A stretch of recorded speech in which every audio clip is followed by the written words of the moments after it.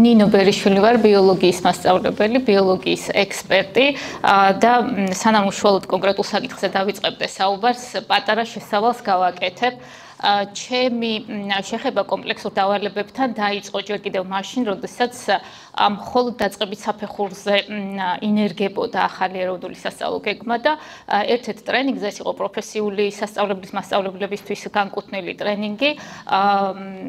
აღმოვჩნდი ამ ტრენინგზე როგორც მასწავლებელი და იქ მქონდა პირველი შეხება კომპლექსურ დავალებასთან, სწორედ ამ დავალებებით სწავლებაზე იყო მოკლედ საუბარი. და ამ ტრენინგზე შეიქმნა ჩემი მხრიდან პირველი დავალება და რაოდენ გასაკვირიც არ უნდა იყოს, ეს ამ დავალებაში მთავარ როლში დედამთილი იყო და რაღაც შემდეგ ცოტა ისეთი ხალისიც შემოიტანა ამ დავალებამ მახსოვს აუდიტორიაში და შემდეგ რამდენიმე კვირაში ეს დავალება შევიტანე ჩემს საკლასო ოთახში და შევიტანე მე-11 კლასში. არავისთვის სიახლე არ არის, რომ მე-11 კლასელი მოსწავლეების ჩართვა სასწავლო პროცესში და დაინტერესება კიდევ უფრო მეტად რთულია და ამ დავალებამ როგორღაც ეს მოახერხა. როგორც კი რაღაც პატარა кейსი ვახსენე, სადაც ფიგურირებდა დედამთილი მომავალი სარძლო გენეტიკოსი, რომელთანაც დედამთილი მიდიოდა სტუმრად და თან მიდიოდა რაღაცა დატვირთული მოძიებული ინფორმაციით, მოკლედ წინაპრებზე მოიწია სარძლოს წინაპრებზე ინფორმაცია და თან ღელვით, რომ აი შეიძლება მისი რაღაცა გენეტიკა გააფუჭოს რძლის გენეტიკა, იმიტომ რომ იქ რაღაც ჰემოფილიის მატარებელი ვიღაც აღმოაჩინა. და თითქოს ახლა რა აქ არაფერი ისეთი ჰემოფილიის დამკვიდრებას წლები ვასწავლიდი, მაგრამ ისეთი გამოხაურება მოყვა მოსწავლეების მხრიდან ესეთი რეპლიკები გაისმა, აიმე ეს დედამთილები და ისეთ მოსწავლეებმა მომაქციეს ყურადღება, რომლებიც ნაკლებად იყვნენ ჩართული სასწავლო პროცესში. აქაც უნდა ჩაყონ ცხვირი, მას ახლა ხო არასწორად იქცევა, როგორ შეიძლება გამოიკულიოს ამდენი რამე და ბოლოს მერე იქამდე მივიდნენ, რომ მას მართლა გამოვლინდება ეს დაავადება და რა თქმა უნდა მაშინ ჩემგან ეს პასუხი არ მიიღეს, მაგრამ თვითონ მივიდნენ ამ პასუხამდე და რაღაც როგორი კარგი მუხტითაც დაიწყო ამ დავალებაზე მუშაობა, ასეთი კარგი მუხტით დასრულდა და კარგი შედეგით დასრულდა და ასე დაიწყო მოკლედ ჩემი კომპლექსურ დავალებასთან შეხვედრა და დღესაც გრძელდება და ჩემს კურიკულუმში მნიშვნელოვანი ადგილი უჭირავს კომპლექსური დავალებებით სწავლებას. და ახლა ამ შესავლის შემდეგ პირველ სლაიდზე ისადემეტრე ამ შესავლის შემდეგ ალბათ მიხვდებოდით რომ კომპლექსური დავალებების სწავლების პოზიტიურ როლზე ვისაუბრებ დღეს მე და განსაკუთრებით ვისაუბრებ იმაზე თუ როგორ შეიძლება დაეხმაროს კომპლექსური დავალება როგორც მეთოდი მასწავლებელს ეროვნული სასწავლო გეგმის მოთხოვნების რეალიზებაში და უფრო ზუსტად ვისაუბრებ სწავლა-სწავლების პრინციპების რეალიზებაში როგორ შეიძლება დაეხმაროს ერთის მხრივ და მეორეს მხრივ ასევე მნიშვნელოვანი მოთხოვნა ეროვნული სასწავლო გეგმის სტანდარტის შედეგებთან მიმართებით როგორ გაუადვილებს მასწავლებელს ამ ტიპის დავალებაზე მუშაობა სტანდარტის შედეგებს დაუახლოვოს თავის სასწავლო პროცესი და ეს იყოს მისი მთავარი ორიენტირი საიდანაც წაიყვანს სასწავლო პროცესს. და აქ პირველი ესეთი კითხვა გამოვიტანე მე დღეს რასაც გაგაცნობთ კომპლექსურ დავალებას ძალიან მოკლედ ისე რომ ძალიან ბიოლოგიის როლში არ შევიჭრა საკითხი ეკოლოგიურ ფაქტორებს ეხება და როდესაც აი აქტიური კოუჩინგის პროცესი მიმდინარეობს და ალბათ თქვენს მოისმენთ ასეთ ფრაზას და ეს ფრაზა მაქვს გამოტანილი რომ ამ საკითხს ხომ ისედაც ვასწავლიდით და მშვენივრადაც ვასწავლიდით და აი მე მინდა ხა დღეს გაჩვენოთ კომპლექსური დავალებით ეს საკითხი როგორ შეიძლება ასწავლოს მასწავლებელმა და შემდეგ ცოტათი შევეხები უფრო ბოლოსკენ ტრადიციული მეთოდით როგორ ვასწავლიდით და ისწავლება დღესაც ალბათ ეს საკითხი. მოკლედ კომპლექსური დავალების პირობაზე ბევრ დეტალში არ შევალ, უბრალოდ გეტყვით რომ ამ დავალებაში ორი кейსია და ორივე кейსი არის რეალურ ამბავზე. ერთი არის ჩინეთში მომხდარი кейსი, რომელიც მაო ძედუნის პერიოდს უკავშირდება და მეორე არის საქართველოში მომხდარი ამბავი, რომელიც ტელეუტურ ციკლს უკავშირდება. ორი кейსი, ორი ცოტა განსხვავებული კონტექსტით, იმიტომ რომ პირველ შემთხვევაში მაო ძედუნმა ფრინველების ამოწყვეტის ბრძანება გასცა თავისი ბიოლოგიის გადაწყვეტილება გაითვალისწინა და ეს გააკეთა იმისთვის რომ მოსავლიანობა გაეზარდა, მაგრამ მხოლოდ პირველ წელიწადში წელიწადს იზეიმა მაღალი მოსავალი და გაზრდილი უხვი მოსავალი და შემდეგ წლებში მოკლედ ესე მთავრდება кейსი, რომ აი მუხლუხებმა და მწერებმა გადაჭამეს არა მარტო მოსავალი, არამედ ტყეებსაც შეესივნენ და ისინი გემრიელად მიირთმევდნენ და ჩინეთი კიდე შიმშილობდა. ხოლო მეორე кейსი ტელეუქტურ ციყუზე ეხება არა ამოწყვეტას, არამედ ინვაზიას და ეს არის შემოყვანილი ჩრდილოეთიდან შემოყვანილი ციყვი, რომლის შემოყვანასაც რაოდენ გასაოცარიც უნდა იყოს, მოჰყვა წიწოვანი მცენარეების განადგურება, ხმობა მათი და ნუ ახლა რატომ რა შუაშია ციყვი და წიწოვანი მცენარეების ხმობა, იქ კვებითი ჯაჭვი ირღვევა, ციყვმა განდევნა ადგილობრივი კავკასიური ციყვი თავიდან შემოყვანილი იყო იმისთვის, რომ სარეწაო დანიშნულება ქონოდა, ამ შემოყვანილმა ციყვმა კარგად რო გამრავლდა, კოდალების კვერცხების ჭამა დაიწყო, კოდალების შემცირებამ კიდე ლაფანჭამები გაამრავლა, ლაფანჭამიამ კიდე ქერქი მიირთვა მშვენივრად ის წიწოვანი მცენარეების. და შემდეგზე კიდევ ამაზე უკვე ვისაუბრე, მოკლედ ეს იყო ის кейსები და ამ დავალების ფარგლებში ასეთი რაღაც ევალება ახლა მოსწავლეს, რომ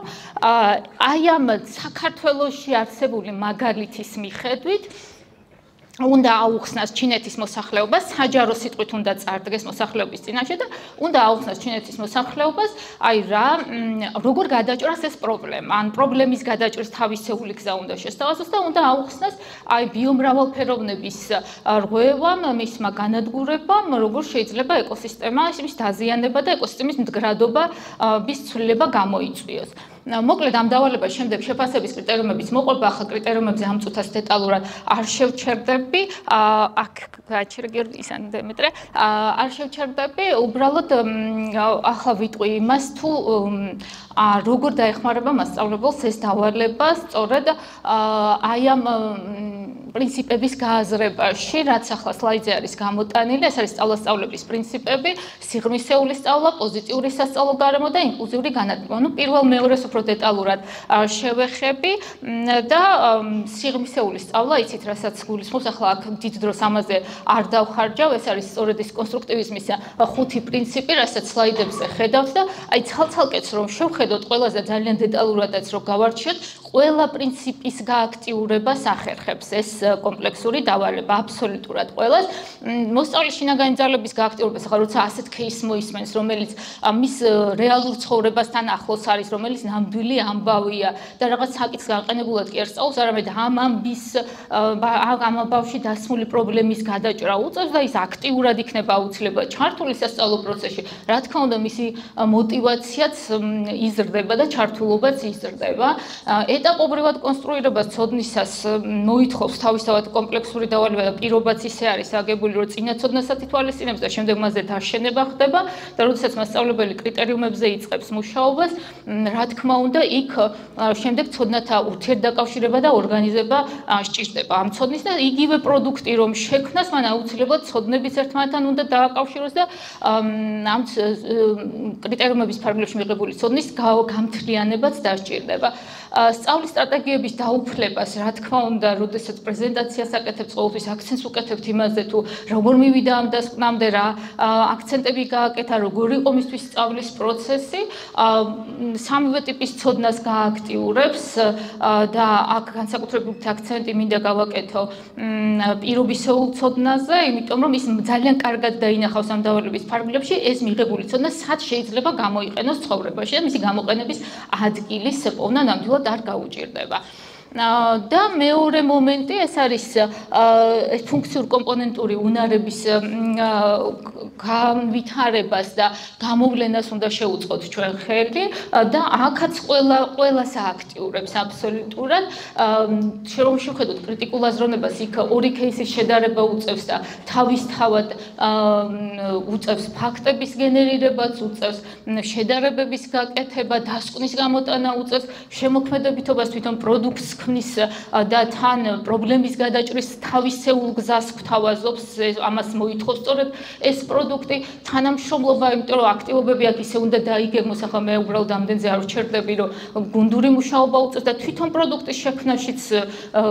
შეიძლება თანამშრომლოს თავის მეგობრებთან კომუნიკაცია და აი ხშირად რო ისმოდა მასწავლებლების მხრიდან აი კოუჩინგის პერიოდში რო აი ბეზრდებათ მოსმენა ძალიან მნიშვნელოვანია რომ ემპათიური მსმენელის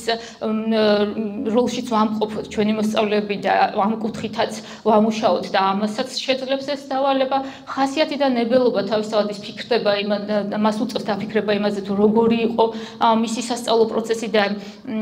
რამდენად შეესაბამებოდა თავის ინტერესებს და მოქალაქეობაზე გლობალურ საკითხებზე უწევს ფიქრი, ადამიანის როლზე უწევს ფიქრი ამ ყველაფერში.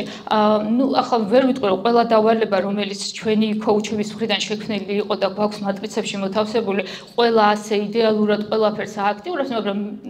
მეტწილად ასეთი დავალებები გვაქვს მოცემული და შექმნილი ჩვენი მასწავლებლებისთვის. და მეორე მომენტი, რასაც ვთქვი, რომ რასაც გაუადვილებს მასწავლებელს კომპლექსური დავალება, ეს არის კარგად დაუახლოვოს მთავარ მიზანს, საიდანაც მიყვარს, ხო, საგნობრივი სტანდარტის შედეგებს დაუახლოვდეს და აი ვინც ჩართული სკოლები იყო,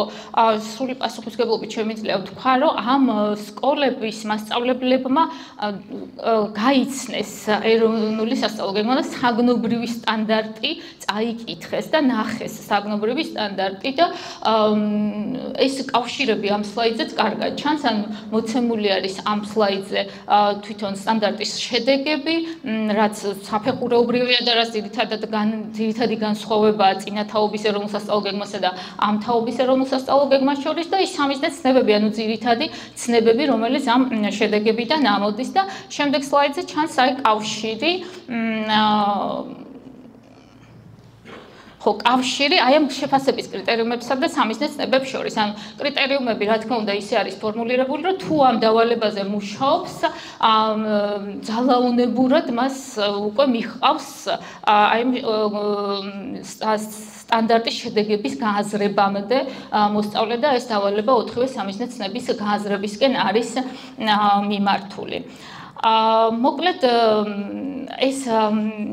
ასე იდეალურად თვითონ დავალება ჩემი აზრით გამოიყურება და ახერხებს იმ მოთხოვნების რეალიზებას, თუმცა დანერგვის პროცესში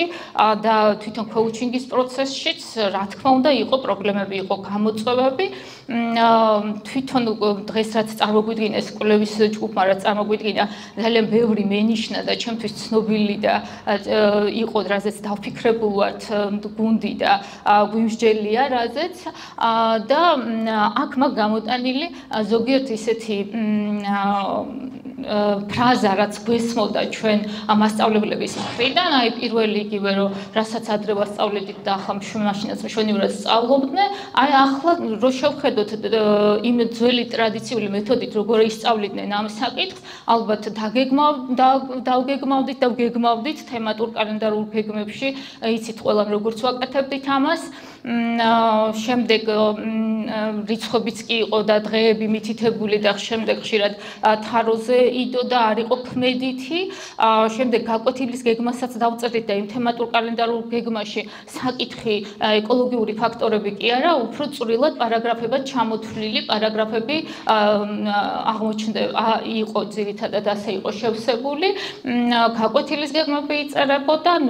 რო შევხედოთ, რომ აი მასწავლებლების გამოხმაურებას რომ შევადარო, რომ აი ბევრია საშრომი და ამდენია შესაქმნელი, თუ იმას შევხედავთ, მაშინაც ყოველდღე გაკვეთილის გეგმების წერა არც მაშინ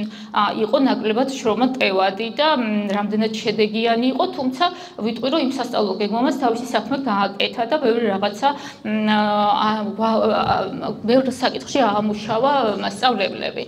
და ისევ წინა სლაიდს რომ დავუბრუნდეთ, პრეზენტაციებს ბევრი დრო სჭირდებაო, ეს იყო კიდევ მნიშვნელოვანი სათქმელი მასწავლებლების მხრიდან, რაზეც ხშირად საუბრობდნენ და ეს ეხებოდა დავალების პრეზენტაციებს და მე აბსოლუტურად ვეთანხმები ამ ნაწილში, იმიტომ რომ 60 კლასში სადაც 28 მოსწავლეა, მართლაც რთულია ყველასგან პრეზენტაცია მოისმინო და მაშინ როდესაც მოსწავლეს ნამუშევარი აქვს და არ მოისმინო და რაღაც გაუქარწყლდება რა, ეს მის მოტივაციას სიტუაციაზე ძალიან ცუდად იმუშავებს. ამ შემთხვევაში ჩვენ კი ვთავაზობდით მასწავლებლებს რაღაცა მოქნილ რაღაც რჩევებს და მაგალითად ერთ-ერთი შემთხვევა და არაერთი შემთხვევა მქონდა, როგორ შევცვალეთ თვითონ პრეზენტაციის პროცესი. მაგალითად, ერთ შემთხვევაში როლური თამაში შევთავაზე და ორი მოსწავლე როლში ისე შედიოდა, რომ ერთმანეთის ნამუშევრის შეფასებაც უწევდათ, ერთი იყო სურსათის უნებლობის სამსახურით და მეორე კიდევ რომელიღაცა კომპანიის დირექტორის როლში და კვლევის ანგარიში მოქონდა ერთს და მოკლედ მე ერთმანეთს ამოწმდნენ. ასეთ პატარ-პატარა რაღაც მიგნებებს უზიარებდით და იგივე აი მოსაწყენიც რომ არ ყოფილიყო ამ დავალების ფარგლებშიც რამდენიმე ვერსია მაქვს ამ დავალების, სადაც შეფასების კრიტერიუმები ერთნაირია, მაგრამ პროდუქტებს სხვადასხვას თავაზობთ. მაგალითად, ერთ-ერთი პროდუქტი Facebook გვერდის შექმნაც კი იყო და ეს პირობაში ეს იყო, რომ წარმოიდგინე, რომ ახლა მაუძედუნი რას უზამდა Facebook-ზე თუ რაღაცას დაწერდნენ, ვიცით, მაგრამ ესე წარმოსახვით, რომ აი Facebook-ი რო არსებობდეს, რას დაწერდა მაუძედუნი, რას დაწერდა მისი ბიოლოგი და მოკლედ ისეთი კარგი Facebook გვერდის შექმნეს, ისეთი სტატუსებით და ისე მოეწონათ ამ პროდუქტზე მუშაობა, ძალიან კარგი გამოვიდა. კიდევ არ მაქვს საჭირო რესურსები და ამაზე ითქვა, რომ სკოლები რომ არ არის აღჭურვილი ისე როგორც მოითხოვს მით უმეტეს კვლევებით გვაქვს ჩვენ სულ გაჯერებული და გვინდა რომ ლაბორატორიები მოწესრიგებული იყოს, ეს პრობლემა ნამდვილად პრობლემად რჩება. იყვნენ მასწავლებლები, რომლებიც ყველაფერს მზას ითხოვდნენ და აქეთკენაც წავედით და ეს გამზადებული მატრიცები გავამზადეთ, შემდეგ ვიდეო გაიდების ჩაწერაც მოხდა თუ გახსოვთ, შემდეგ ისეც მოხდა რომ ეს ვიდეო გაიდებმა რაღაც მიზეზის გამო არ მიაღწია მასწავლებლებამდე, ზოგადად მიაღწია და არ მოისმინეს. მოკლედ მე მაინც ყველა აქ ჩამოთვლილი მიზეზების პასუხად მაქვს, რომ მეტი დახმარება სჭირდება მასწავლებლს, რომელიც იტყვის, რომ აი ეს კომპლექსური დავალებები კი, მაგრამ საკითხი როდის ვასწავლო, ეს არის სრულიად გამანადგურებელი შეკითხვა ქოუჩისთვის და აქ წარმოდგენ კვლევებზე კიდევ უფრო მტკივნეული. ეს იმას ნიშნავს, რომ რაც აქამდე ელაპარაკე, ყველაფერი გაგინულა და ეს იმას ნიშნავს, რომ ამ მასწავლებლს კიდევ მეტი და მეტი მხარდაჭერა სჭირდება. ხო, მე მგონი ამაცაც უკვე ვისაუბრე და ძალიან რო არ გამიგრძელდეს, ასე დავასრულებ და მოვისმენ თქვენ შეკითხვებს სიამოვნებით.